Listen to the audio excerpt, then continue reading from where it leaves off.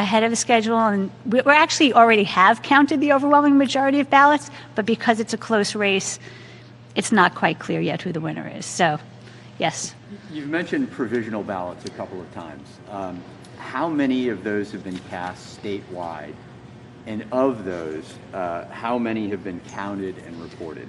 So very few have been counted, and because that usually happens following the counting of the other ballots. So that you won't see. Counties are not going to start that until after they've finished with the others generally. So we don't know yet. We've been reaching out to the counties. I know I can't remember if it was you or somebody else who asked me both about provisional ballot numbers and numbers of ballots arriving after Election Day, after 8 p.m. on Election Day. So provisional ballots, I think we've heard from, maybe 2/3 of the counties. So I don't have a firm number yet, and as soon as we do, we'll be able to report those numbers. Can you give me your best estimate? The provisional ballots, I think it's still early yet. So let's touch base again after I have more than the number that I have so far. Yeah. No guesstimate at all? It doesn't. The context matters, right? So if I tell you a number that reflects 41 counties, it could be not reflective of the whole because it matters which counties they are. So we will circle back with you. Yes.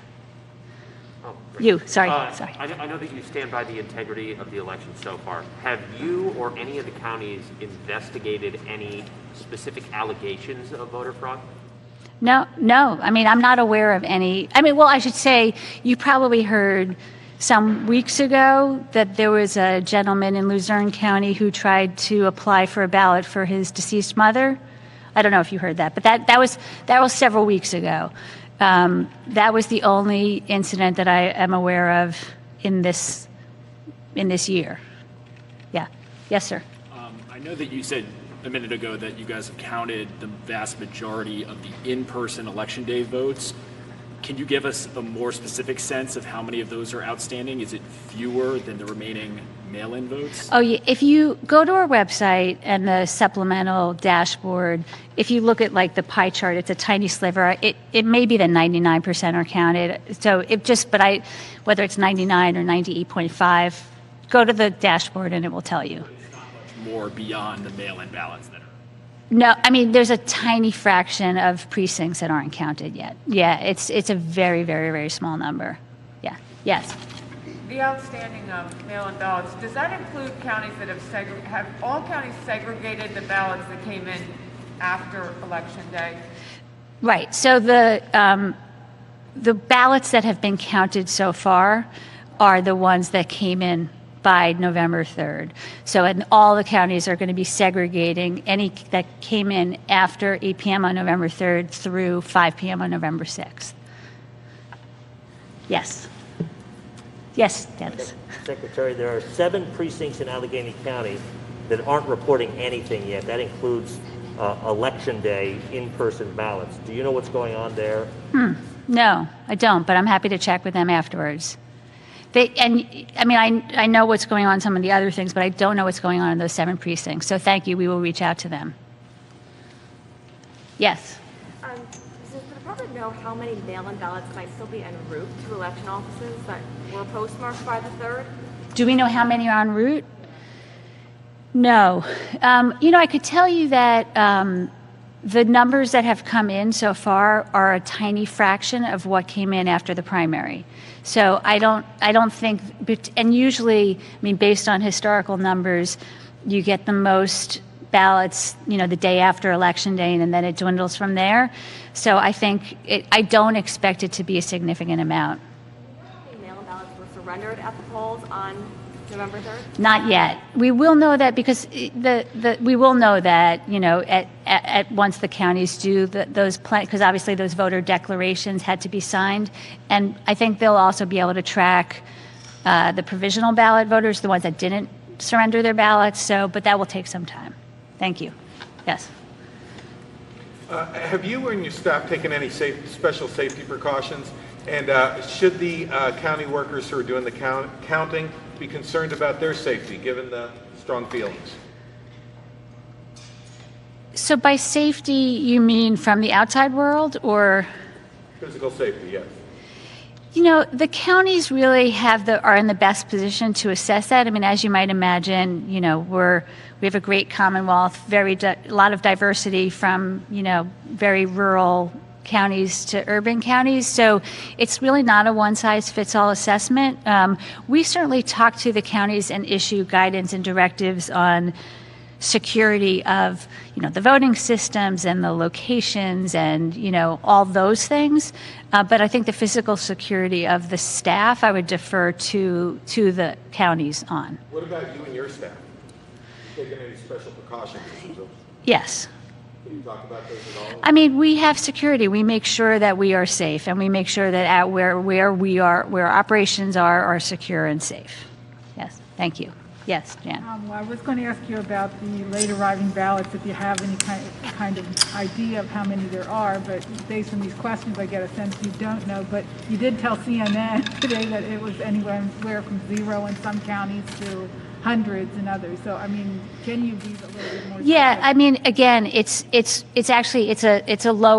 significantly lower number than we thought. But I think we've heard from, I apologize, I forget exactly how many counties, so it's not a full picture yet, but it's a much less significant number. It's like a fraction of what we saw in the primary. So I think we saw 60,000 in the 3 days following the primary. It's not going to be anywhere near that. So once I have the full, again, I think I have maybe, you know, 2/3 of the counties, and so I just want to make sure before I give, but what I said was true. There are some counties that got 0 the day following, and there are some counties that got in the hundreds, you know, maybe 500. But so that's the range that I have now, but I just don't want to give an overall picture until I make sure I have every county in. Thanks. But it really is smaller. Yes. Sorry, if I could just double back on mail-ins, uncounted mail-ins. I think you said in your opening remarks that there were several 100,000 outstanding. And we've heard some, you know, varying numbers on that. Can you put a finer point on that at all? Just what kind of figure we're looking at? So go to the website and go to the dashboard. It's constantly changing. And so it just seems like as soon as I give a number, there are county results that get updated, and it's different than what I just said. It's a moving target. What's the last number you were aware of? I think it was in the 350,000 range. But again, as soon as I say that, you're going to go onto the dashboard and it's going to say it's lower than that. So, difficult topic, yeah. And thank you for indulging me. Yeah, sure. Yes, I'll get to. So on election night, results in Lancaster County were showing an amount well above the amount requested and then nearly double the amount returned. Could you explain why that happened and if that was county specific? I'm sorry, can you repeat that again? Sure. Yeah, in Lancaster County on election night specifically, it was showing results for mail-in ballots that was well above the amount returned and the amount requested. Can you explain how that happened? You know, I can't remember Lancaster County specifically. What I can tell you is that some of the counties, and Lancaster, I'm thinking it probably had to do, so they're one of, I think, the 2 counties that have hard voting systems. Each voting system vendor has the way they translate with the data has worked slightly differently. And as you know, this dashboard, and even the website, it's the first year that we broke out provisional ballots, mail-in ballots, and in person. So some of the reporting, if the county's files were not done perfectly, it might merge to the categories, it might put things in the wrong category. So we've been working out all those quirks.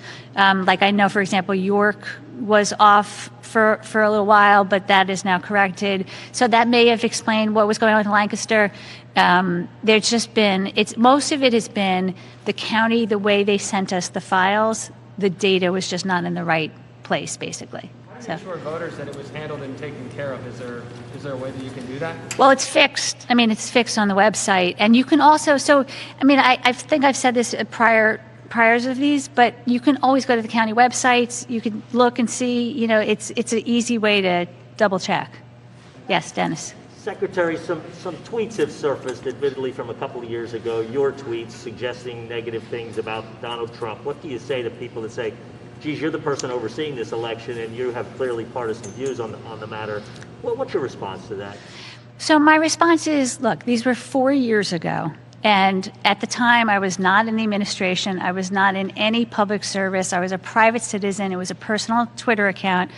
And, you know, so that, and then when I became Secretary of State, I took an oath, Dennis, and I took an oath to defend and protect the Constitution of the Commonwealth of Pennsylvania and the Constitution of the United States. And partisan politics have no place in the Pennsylvania Department of State or any county elections office for that matter.